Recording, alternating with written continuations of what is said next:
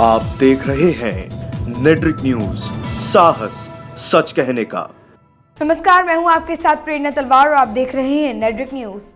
लोकसभा चुनाव में यूपी की अधिक से अधिक सीटों पर कब्जा जमाने के लिए केंद्र और राज्य की भाजपा सरकार हर जतन करने में जुटी हुई है। गरीबों के लिए तमाम तरह की योजनाएं चलाई जा रही हैं, तो वहीं प्रयागराज कुंभ में साधु संतों की सुख सुविधा का ख्याल रखा जा रहा है और अब योगी सरकार एक और बड़ा दांव खेलने जा रहे हैं। दरअसल योगी सरकार ने साधु संतों को पेंशन देने का बड़ा ऐलान किया है। राज्य सरकार की वृद्धावस्था पेंशन योजना के पहले 400 रुपए दिए जाते थे, लेकिन अब 500 रुपए प्रति माह पेंशन देने का फैसला किया जा रहा है। बड़ी बात यह है कि इसमें अब साधु संतों को भी शामिल किया गया है। बताया जा रहा है कि जल्द ही प्रदेश के सभी जिलों में शिविर लगाकर साधु संतों का पंजीकरण कराया जाएगा और योगी सरकार के इस ऐलान के बाद समाजवादी पार्टी प्रमुख अखिलेश यादव ने तंज कसा है। उन्होंने कहा है कि सपा सरकार ने रामलीला के पात्रों को पेंशन देने की स्कीम शुरू कर दी है। अब सीएम योगी भी राम, सीता और रावण को पेंशन दे।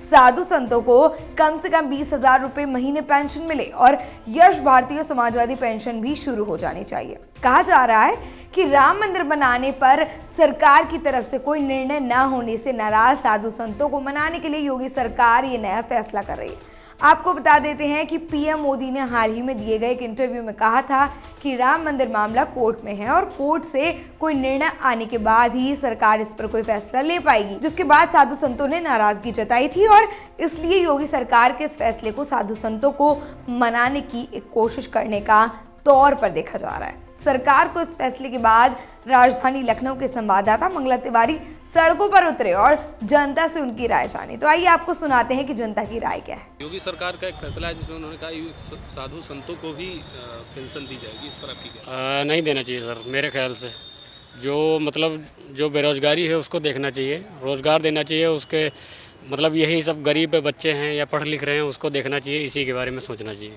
देखिए, इस पर मैं इंडिविजुअल अगर बात करूं तो अच्छा स्टेप है।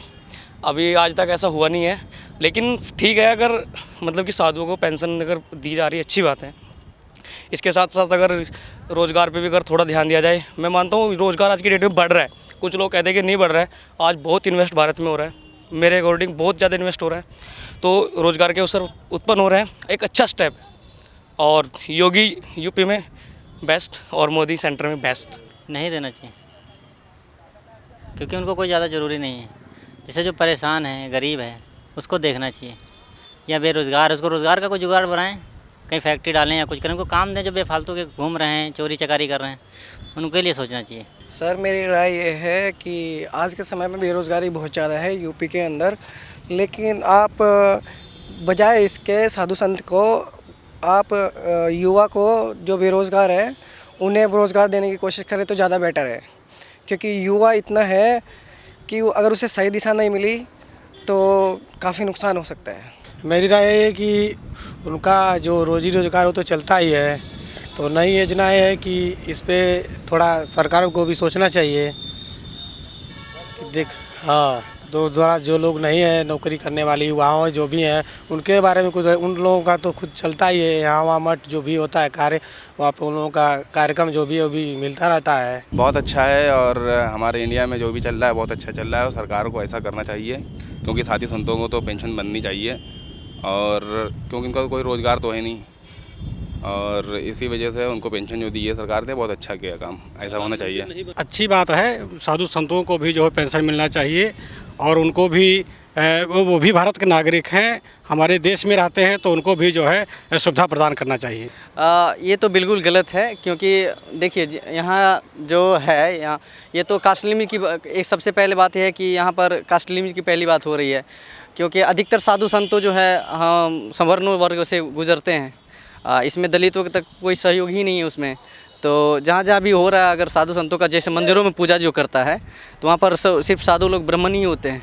तो इसमें हम यही राय देंगे कि उसे जो है पेंशन ना दिया जाए, क्योंकि वो अधिकतर जो है उससे जो इनकम होता है तो कितना परसेंटेज मंदिरों को जाता है। मुझे तो नहीं लगता कि एक भी परसेंटेज जो है सरकार को जो है मंदिरों से जाता होगा कोई टैक्सेस, तो इसीलिए मुझे लगता है कि इसको नहीं दिया जाना चाहिए।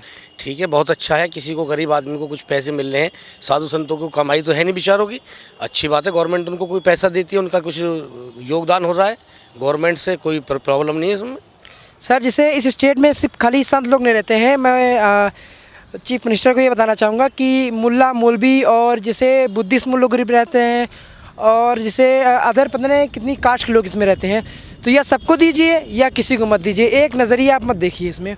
साधु संतों को पेंशन देने की बात की है, ये तो बहुत अच्छा है और जो है बहुत पहले हो जाना चाहिए था ये चीज़। ठीक है, उसमें कोई दिक्कत नहीं है, कुछ साधु संतों का उसे अच्छाई होगी। और मंदिर तो मतलब अब कोर्ट का फैसला है, और गरीबों को जो बच्चे हैं उनके लिए कोई रोज़गार उपलब्ध कराए सरकार, कंपनी डाले जिससे रोज़गार की जनसंख्या बढ़े।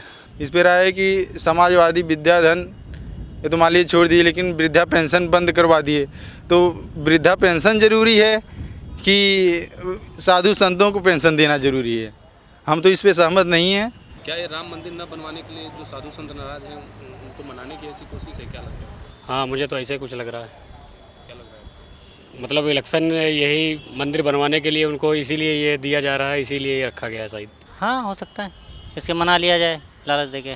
नहीं, देखो राम मंदिर का मैटर भी बहुत काफ़ी लंबे समय से है, तो राम मंदिर भी बनेगा, ज़रूर बनेगा। और भी जो मैटर है वो सुप्रीम कोर्ट में चल रहा है, तो अब कानून के तहत अगर सारी चीज़ हो तो अच्छा है। वैसे तो अध्यादेश ला सकते हैं, लेकिन नहीं, ठीक है, कानून के तहत अगर कोई काम हो रहा है होना चाहिए।